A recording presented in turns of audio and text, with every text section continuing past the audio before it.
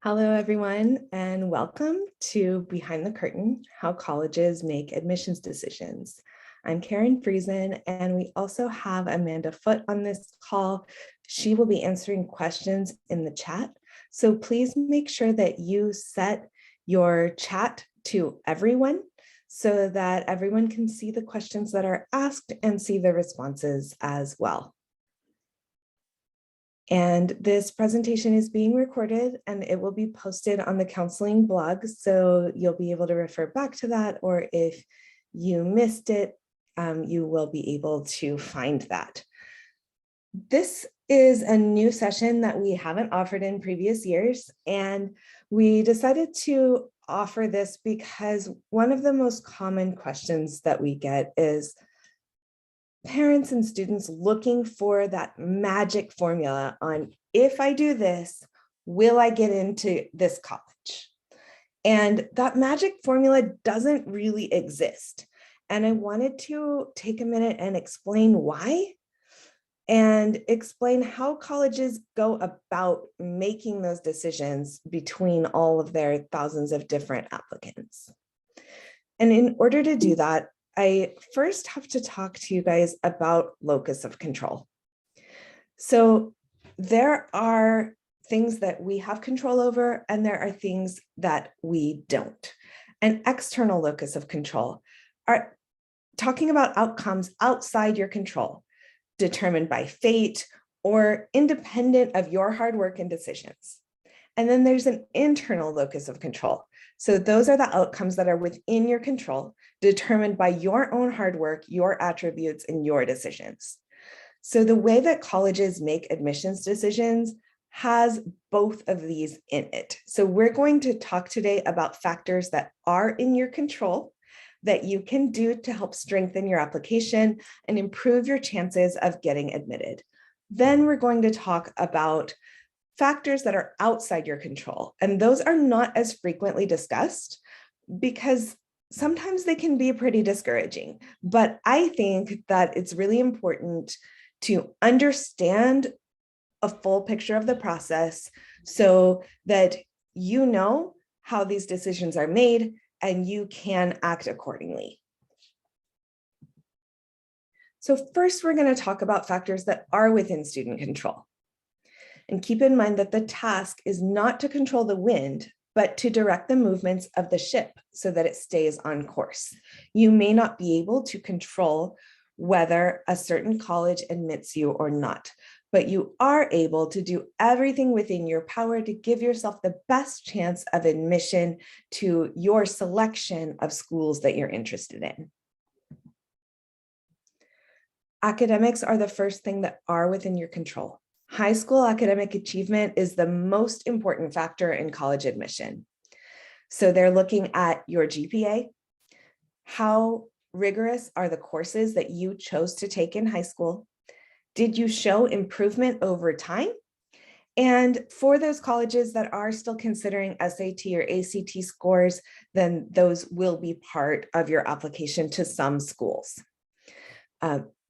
I emphasize academics because sometimes I will get a student who says, well, academically I'm pretty average, but I've done some really awesome stuff with leadership and community service. And so won't that balance it out? And this presentation is all about real talk. So I'm going to tell you guys now, those factors can strengthen your application, but those factors will not make your application. Academics are the number one most important piece of your application. The next thing colleges are looking for that you can control is demonstrating potential. So a few questions to ask yourself to determine whether you are demonstrating potential. How do you take advantage of the opportunities available to you? So we know that not every student is given the same opportunities in life. A student who goes to high school in a really urban area with easy access to a lot of different resources is going to have a different experience than a student who goes to school in Mountain House and may not have that easy access to a lot of different opportunities. But of the opportunities that you have, how did you maximize those and take advantage of those? How do you contribute to your school community and your home community? How do you influence and inspire your classmates? And how does the way that you choose to spend your time demonstrate your character? So if you think about those questions and determine whether you could make any small adjustments to strengthen the answer to those questions, that is the type of thing that colleges are trying to determine about you based on your application, because they are trying to envision how you will fit in at their college campus and how you will improve their overall student body.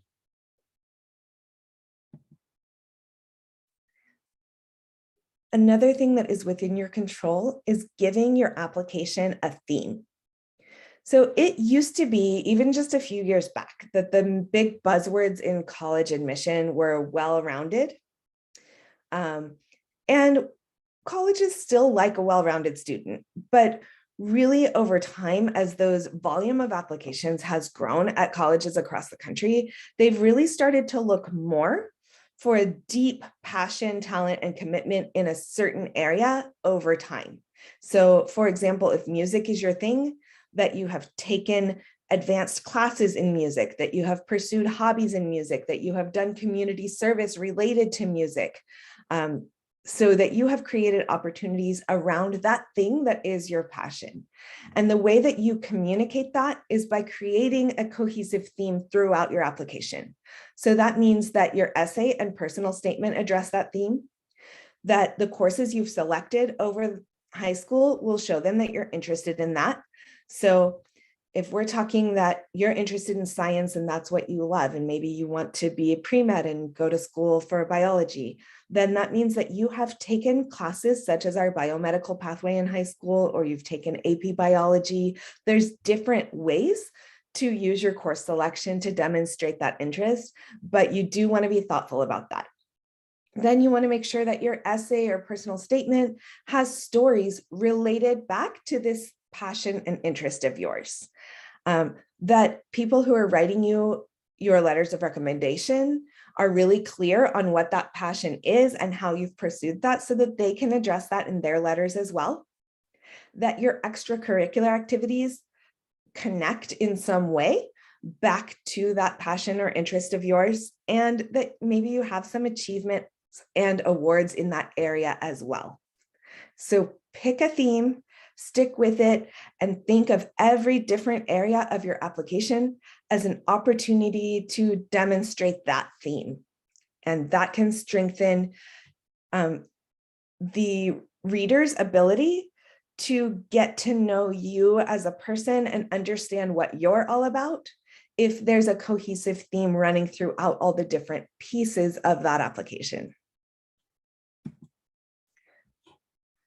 Okay, so then there are some factors outside student control. And I like this quote from Maya Angelou, that you may not control all the events that happen to you, but you can decide not to be reduced by them. And the reason I chose to include that here is that college admissions can be hard. Sometimes you are denied from a school that you meet every criteria, and on paper, it seems like you would be the perfect candidate for. And we're going to talk about these factors that are outside your control so that you understand that although these decisions feel really personal, they are not. And it's important to understand that. First thing to know is that there is a subjective selection process. So typically, every college's process for how they read applications looks a little bit different, but I like this graphic from Prep Maven because it gives you a general idea of how most colleges approach the application process. So step one is the screen and sort, and that's where they're quickly going to look, does your GPA match what they're looking for? And a couple other factors that may not be getting to know you as deeply, but just screening and saying, yes, maybe your application is worth a closer read. So that's where they start. Then they go to the individual reads. And most schools have at least 2 of these, sometimes even 3 or 4. Individual people reading your application, because basically it's much more likely that two people are going to be slightly more objective than if you were just relying on the opinion of that one person. So you'll have a first reader, you'll have a second reader, and after that, it may go to a committee. So they may be looking at a group of students all together, discussing pros and cons and deciding these applications go through, those applications don't go through, and then it goes to a final decision as that fourth step in the process. And as much as they try to put parameters around this so that it is more objective and data driven, the bottom line is that every step of this process is subjective, and you don't know who will be reading your application, what mood they'll be in, whether they'll be hungry, all of these different factors that you can't control, and how they will personally connect with your essay. So as much as they try to make this a scientific process, ultimately it is subjective, and it's important to keep that in mind. The next thing to be aware of is supply and demand. So here's a mystery for you guys. Two siblings have comparable GPAs, extracurriculars, etc. The older sibling gets admitted and the younger sibling gets denied. Why? If everything they did was pretty much the same throughout high school, why would the older one get admitted and the younger one get denied? Supply and demand is the answer to this question. So applicant to class size ratio drives the admit rate. If applications go up and enrollment does not go up, the admit rate drops. The number of well-qualified students who apply to a certain college in a given year, or even how many will apply from MHHS, is not always predictable. So even the most stellar students cannot ultimately control how they will compare to the rest of the applicant pool. And the reason we use the example of older sibling versus younger sibling is that as a general trend across the country, and particularly at our California public colleges, the applications are growing by leaps and bounds every year, but the space on those campuses is not growing. So the younger sibling in this scenario may be up against a much larger and more competitive group than the older sibling was even just 2 or 3 years before. And so you can't always know how you're going to compare to that year's pick of applicants. The next thing to understand is that mission drives admission. Colleges are searching for applicants who will help them reach their goals for retention, graduation, and alumni. And what those goals are is not made public. So those internal enrollment objectives may change from year to year. They're often focused around geography, like maybe they want more out-of-state students or more international students. Maybe they want more students from rural high schools or from urban high schools. Sometimes around gender, they like to generally try to balance their classes. So maybe they're looking for more women, more men. Certain years, it can depend, maybe around major. So they may be trying to build up a certain program, whereas they may be really impacted and trying to limit spots in another program.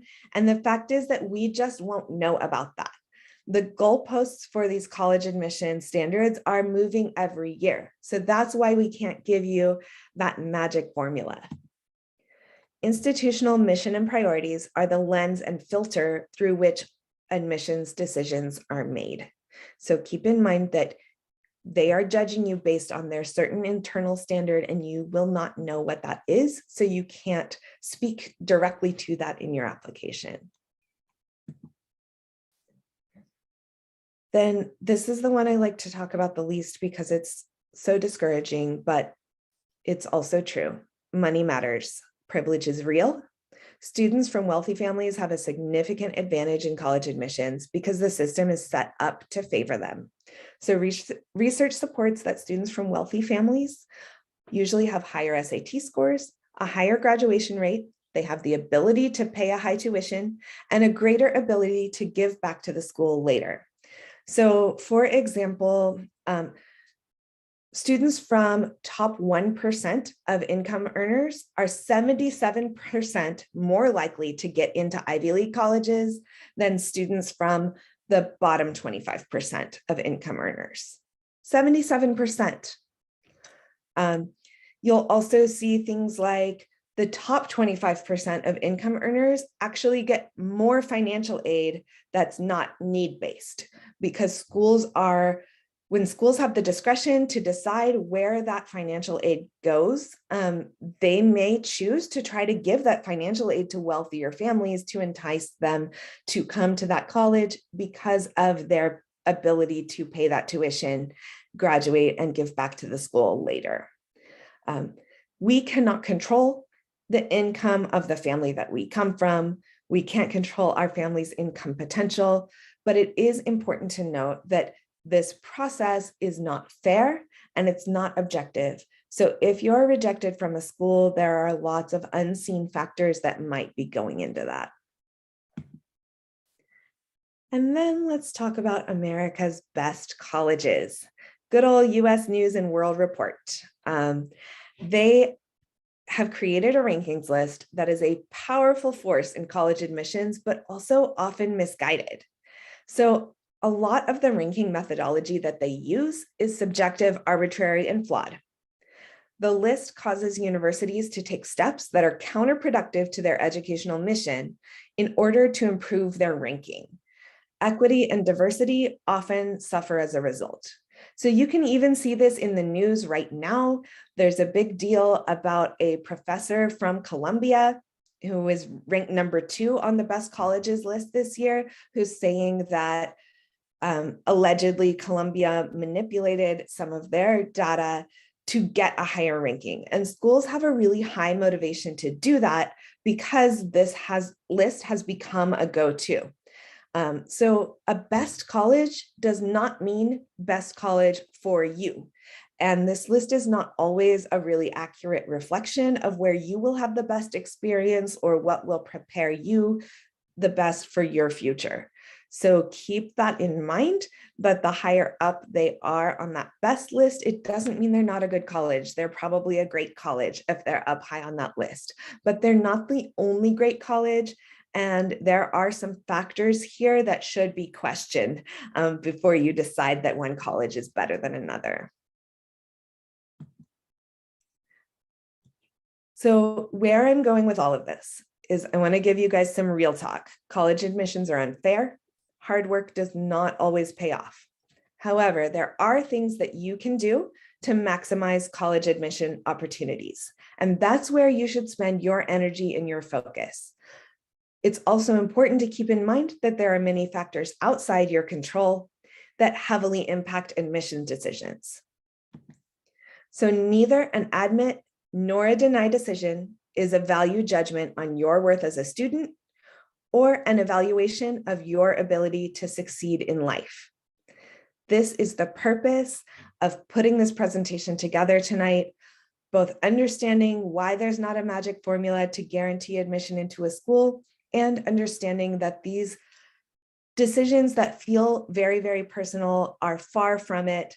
Admissions readers are reading thousands of applications and they don't know you. So they're doing their best to make a relatively quick judgment based on the information that you're able to present in your application, but also based on the information that their school has given them as far as what their enrollment goals are. So truly being denied from a school is not an evaluation of whether you are good enough to go to that school or whether you are good enough to be successful. And you know what? Being admitted isn't either. There is some luck to this process, and there are some factors that we just simply won't know to this process. It's not a very transparent process. So although that news can be a little bit discouraging, I also think it can be empowering for students to focus on those factors that they can control, take a deep breath, and let go of those factors that they cannot control. And don't let a college admissions decision determine your feelings of self-worth or your confidence in your ability to succeed in life. So I did list a lot of sources for this presentation because there are some statistics that were shared and just some general information about how this works. So this will be up on our counseling blog if this is something that you would like to review later and read more about for yourself. And in the meantime, please feel free to put any questions or comments into the chat and we'll do what we can to answer those in the time we have left this evening.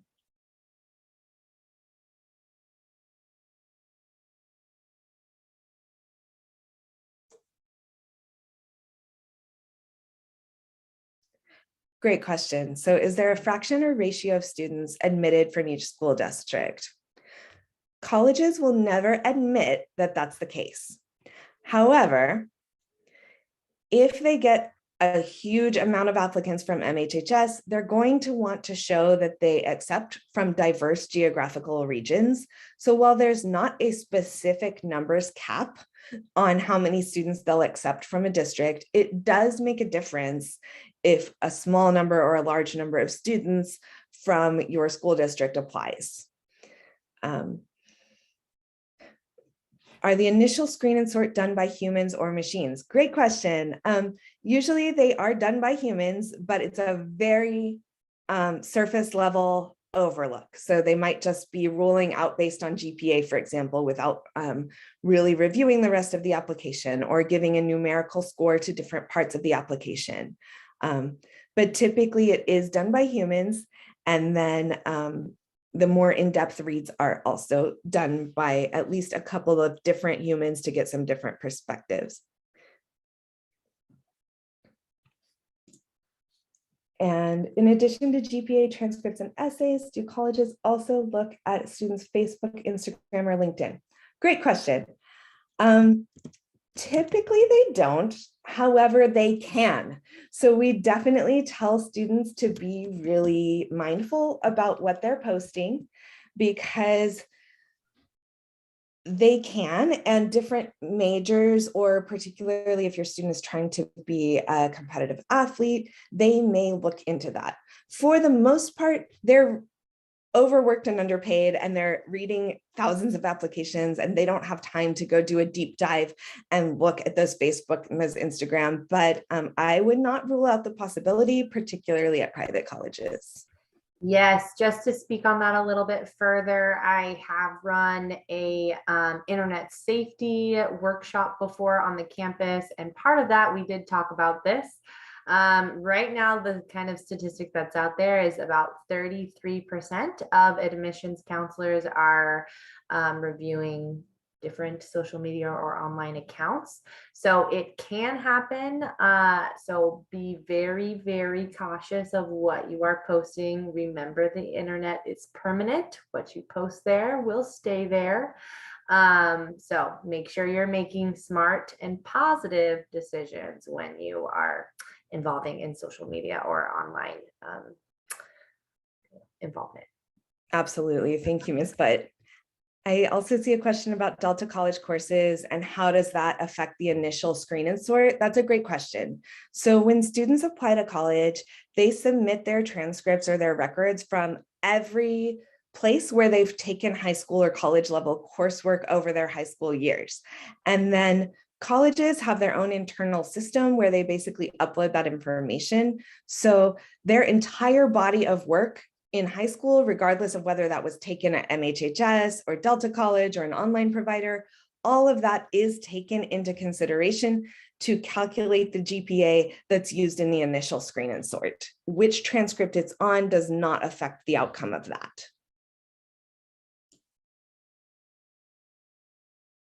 If you get into college and you don't want to go to it yet, do they save your seat? That will depend on the college. So some colleges do offer a deferral option. So what that means is you're admitted and you can accept, but say, I would like to defer, usually just by a year. And so I don't want to start in the fall of 2022. I would rather wait and start in the fall of 2023. A lot of colleges do give you that option, but not every college and not every major.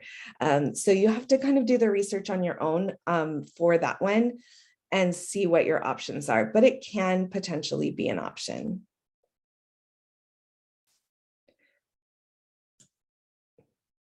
Oh, this is a good question. So instead of well-rounded, now they're looking for focus and showing passion over a long time. So is it too late to prove that when a student is already in junior year? Yes and no. So it's definitely not too late to develop a passion that they can talk about on their college applications. But it is too late. Usually, sometimes we see juniors who are trying to dive in and be like, okay, I really should have joined the computer science pathway when I was a freshman, but I'm going to do it now. And I want to finish it by the time I'm a senior. It's too late to start something completely brand new that you're going to use for that purpose on your college application. But it's certainly not too late to start something new that can benefit you in life. And it's certainly not too late to start something new and say, hey, it took me a while to find my passion. So I don't have this years and years and years of computer science experience, but I knew right away from my first computer science course that this is what I wanted to do. So even though I had a limited time, here's what I did to dive more deeply into that topic because I've discovered that this is what I love. So for example, there's a different way you can spin it if you're looking at getting involved a little bit late. That's okay. So I would encourage students or parents to reach out to a counselor and kind of talk more individually about your situation and, hey, how would I present this on a college application? Because that's definitely something that we can help with. And then do we have to submit proof for what was mentioned in college applications? Typically during the application process, you don't have to submit proof. However, after they admit, many schools have an audit process where they will confirm independently some different aspects of the things that you reported on your application. And that is something that even were they to discover that you lied on your application, after you have graduated with a diploma from that college, they can rescind that diploma. So they take it very, very seriously that you are using your best academic integrity when filling out your college applications. You don't necessarily have to have supporting documents for everything, like if you lost that piece of paper where they signed off on your community service. But in general, you should keep pretty good records for yourself and assume that colleges can and do check everything. Okay. If we're looking for colleges outside of California, how does one start their research? So in our overview presentation that we did last Monday, we talked a lot about how to start that research process. So I'd encourage you to refer back to that that presentation, because I know it can be really overwhelming when you've got thousands of colleges across the country. And if ratings are manipulated, you're right, how do you judge? So ratings are manipulated, but it definitely is a starting point. There are also a number of different institutions that do ratings. So although they're all kind of spun in one way or another, if you look across several different rating resources, you can kind of come to get an idea of why different schools have the ratings that they do. And really, I would suggest using Naviance Supermatch. That is our tool that we give to our juniors. We train them how to use that in the spring. And that's a really good way to start a nationwide search of colleges that match your interests. And if you're not a junior yet and you haven't been introduced to Naviance Supermatch, then Big Future is a free resource that everyone can use. That could be a good way to get started on that research process. At some colleges, majors are very competitive. Are we able to give second options? Again, that will depend on the college. For UC, yes, you're able to submit a second option of major. And we would suggest that those are in two different areas. So for example, if you say, I want to major in cellular biology with a backup major of molecular biology, that doesn't really give them the option to admit you. And ultimately, they are looking for ways to admit you to their institution. So If you give them, oh, well, I'd really like cellular biology, but if I don't get that, I'm also interested in business management. Those are two very different areas, and maybe they have space in one of those majors and not in the other one. So it can be useful to give two different majors on applications where you're allowed to, as long as they're in two different areas, both of which you're interested in pursuing. Do UCs have a quota of students that they need to admit per high school? They do not. So they will never publish a specific quota, either of the maximum or minimum number of students that they will admit. The key word to know is that they're looking for diversity, and that includes geographic diversity. So while there's not a maximum number of spots that Mountain House High students can get at a certain UC in a certain year, they are going to be looking to make sure that they have a good variety from all different high schools. Oh, this is a good question. So if you apply early decision or early action, how long do you have to confirm that you do want to go to that college? Because you might be waiting on hearing back from some other admissions results. So that depends on your method for applying early. So if you apply early decision, those are typically binding agreements that say, if I get into this school, I will go to this school. Those can be risky because you are committing to do that without knowing what financial aid package you're going to get. So you have to be mindful of that when you're applying to a binding early decision agreement. So if that's the case, that you're applying early decision, then you don't have any days really to confirm that you're joining that college. You just are if you're in. A less restrictive form, is to apply early action.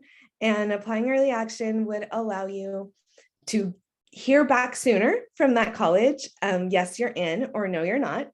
And if you're admitted, you typically do have the same amount of time as students who are admitted in the regular cycle do to let them know. So it doesn't hurt you to wait and see where else you get in and then make your decision.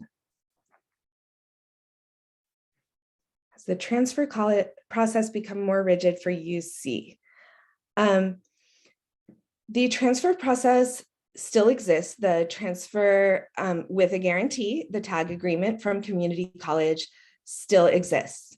The thing to keep in mind is that not every major and not every UC participates in tag, so the transfer agreement. So you are guaranteed to be able to get into certain UCs with certain majors, but not every UC and not every major. So for example, I was reviewing that list recently because I was like, okay, what are the majors looking like? And I noticed that of the colleges that do accept tag agreements, which is most of them with the exception of UC San Diego, UCLA, and UC Berkeley, they don't even have tag agreements.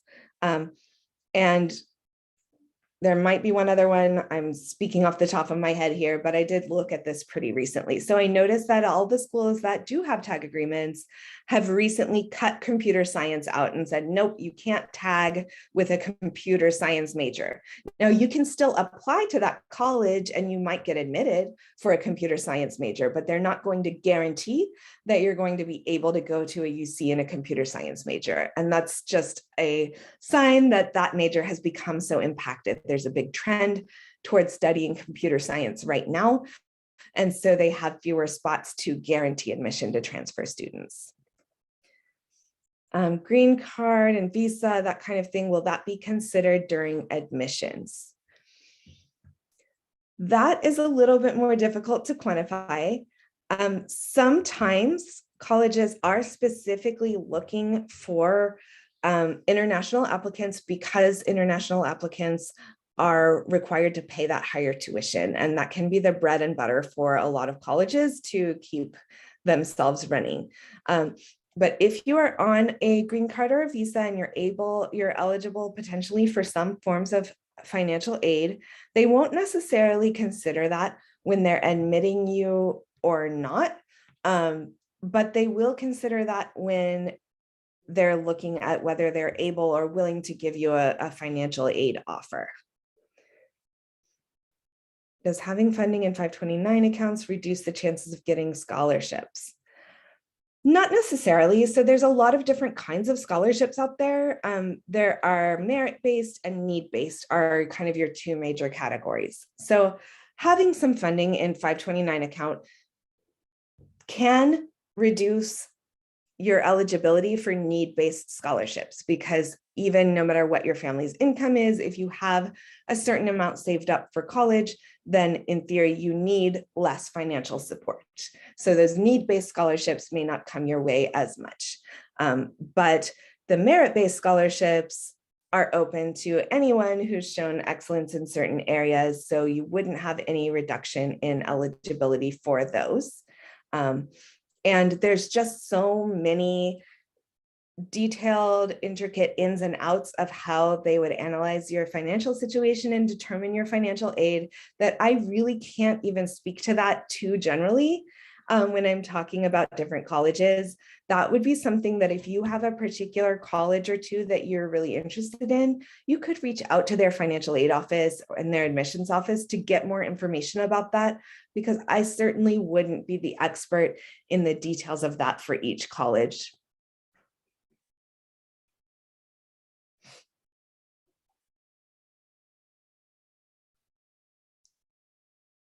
Okay, it looks like our questions are dying down a little bit.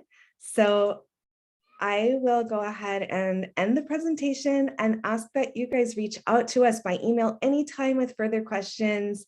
We appreciate your time and your attendance in this college week so very much. And we hope that you're able to join us for our college fair tomorrow, and our financial aid night may be able to answer some of those questions that came up about visas and 529 accounts. That would be a great thing to ask at our financial aid night that is coming up on Wednesday. I definitely recommend attending that for a more expert knowledge on the ins and outs of that process. Thank you guys. We really enjoy working for this community, and we will see you soon. Bye.